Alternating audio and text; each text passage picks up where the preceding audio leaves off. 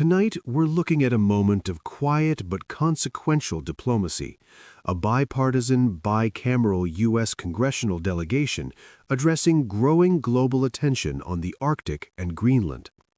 While this briefing may sound procedural, it sits at the intersection of alliance politics, climate change, resource competition, and public rhetoric.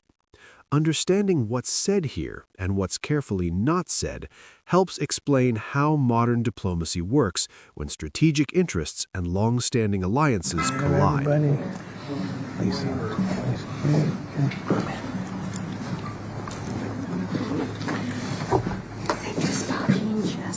Jean's still coming. Oh, Jean's still coming in. Right.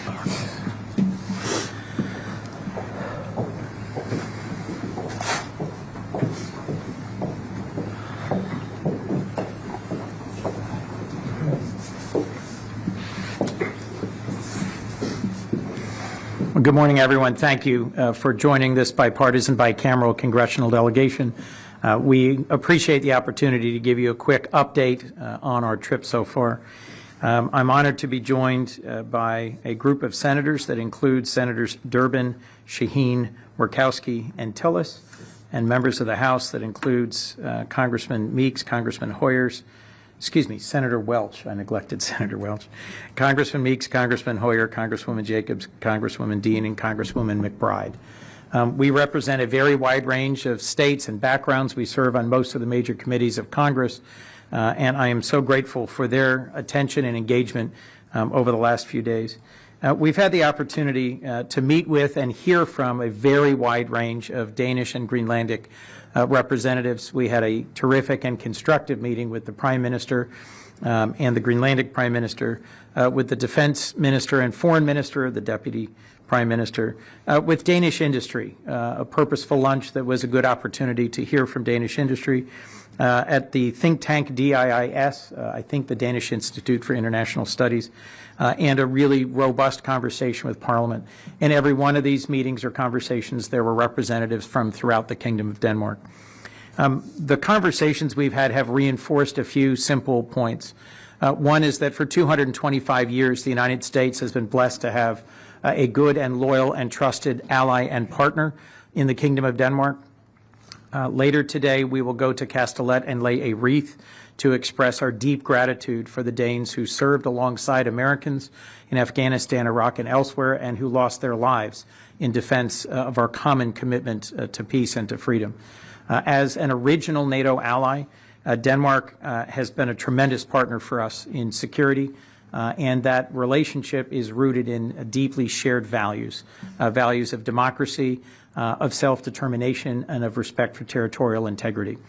The conversation with Danish industry reinforced that Danish businesses invest heavily in the United States. They're the 16th largest source of foreign direct investment. There's roughly 200,000 Americans who enjoy great jobs because of Danish exports and investment in the United States. In listening to conversations we've had with the both think tank and that Senator Shaheen had with students at a university here, we got a broader range of the views of the people of Denmark. And in our purposeful and concrete conversations with parliamentary leaders, members of the cabinet and the Prime Minister, both Danish and Greenlandic, we had a chance to discuss the current moment and how we move forward in a constructive way. A few simple observations.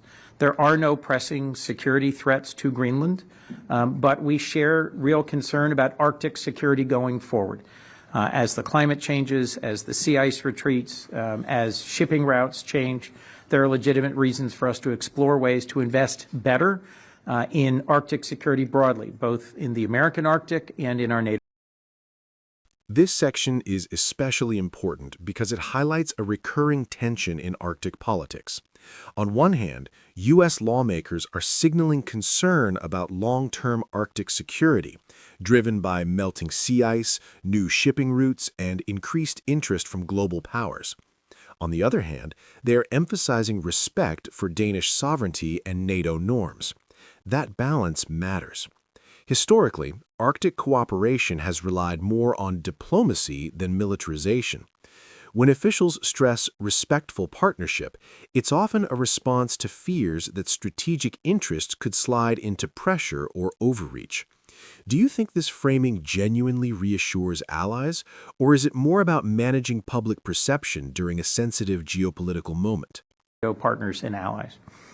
Second is that we seek to find a way forward through this moment that reinforces the 225-year-old partnership and alliance between the people of the Kingdom of Denmark and the United States. And we return to Washington after this trip with a renewed passion for finding ways that we can engage that are respectful and constructive. It was made very clear to us, as it has been repeatedly over the years, that if the United States seeks to invest in partnership respectfully with the people of Greenland in accessing possibly newly available critical minerals or rare earths, that would be welcome, and that in partnership with the Kingdom of Denmark, if we wish to increase our investments in Arctic security, that would be welcome. But the challenge here is for that to be done in a way that is deeply respectful of Danish sovereignty and of our NATO alliance. So with that, I think we're happy to take questions, and we appreciate everyone who's been a part of this. I'm going to call on Trina first, if I might, just to make sure that Greenlandic Press gets a question asked and answered. Thank you and so please, much. I encourage members of this delegation, if you've got an answer that you think we have to give that I've missed, please jump in. Thank you so much, Senator Kuhn. I would like to ask what can Greenland and the Greenlanders do to help this process moving forward? What can you say to them that they can, that they can help with? First, I just hope that you will reinforce that this is a respectful and constructive delegation that came more to listen than to talk. And speaking for myself, and I suspect it's true across all of us except Senator Murkowski, I learned a great deal about Greenland that I did not previously know. More than anything, that it is a remote and difficult place to live, and that the population of Greenland has managed to carve out of an exceptionally difficult environment, a culture and an approach to living that is worthy of deep respect, and that our assets there are relatively limited, and that our partnership with the Greenlandic peoples is critical to our having a better informed understanding of what the real circumstances are in Greenland and what the possibilities are for respectful partnership. If I may Please. just add to that, there have been, I think, significant efforts between not only the native people in Alaska, but many Alaska business interests that have formed partnerships and relationships with the people of Greenland, focused on areas of common interest.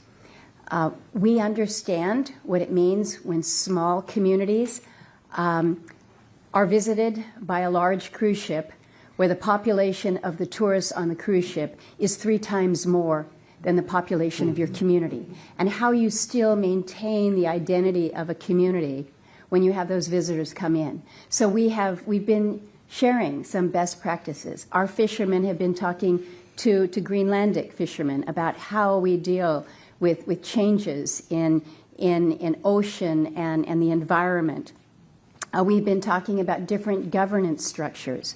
I would encourage the Greenlandic people, keep those avenues of dialogue and partnership open. Oftentimes, when our capitals are in conflict, when the words are perhaps hard to translate at that level, it is at the sub-regional level that we are able to have that level of civility, of optimism, and forward movement that is positive. So I would offer that to the people of Greenland.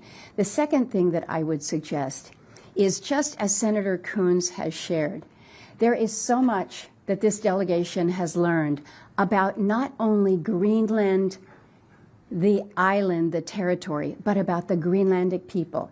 And yesterday when we met with the parliamentarians, one of the things that was so moving was when a young parliamentarian shared the concept of ownership as an indigenous person of Greenland understands it. It is not the same concept that most people in Western society may relate to. So understanding the culture, the people, And only the Greenlandic people can do that. Only they can really share their stories, their lifestyle, and what it means to be part of a very harsh environment in challenging conditions, but that's who you are.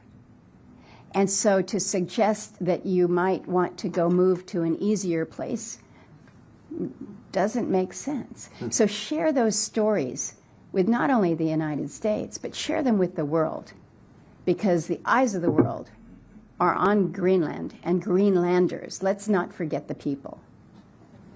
Thank you, Lisa.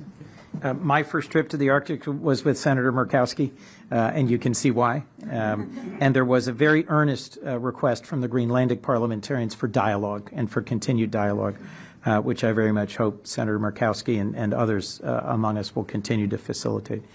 Elizabeth, did you have a question? Yeah, Elizabeth Miller from the New York Times. As you know, Donald Trump has said that he wants to own or take over Greenland because, quote, that's what I feel is psychologically needed for success. I mean, right now, you're a part of a delegation that is engaging in traditional diplomacy, reassuring an ally. You are doing what has traditionally been done for years and years in a crisis like this. But given that Donald Trump seems to have a psychological need for Greenland, which he says, how can you counter? What this exchange ultimately shows is how modern geopolitics plays out beyond soundbites. Beneath headlines about territory or strategy are real efforts to maintain alliances, respect indigenous voices, and prevent rhetoric from becoming policy. This delegation repeatedly centers listening, cultural understanding, and cooperation, a contrast to more provocative political statements that have circulated in the past. Whether that approach is enough to steady long-term relationships remains an open question. What do you think? Does this kind of diplomacy strengthen trust, or does it struggle against louder political narratives?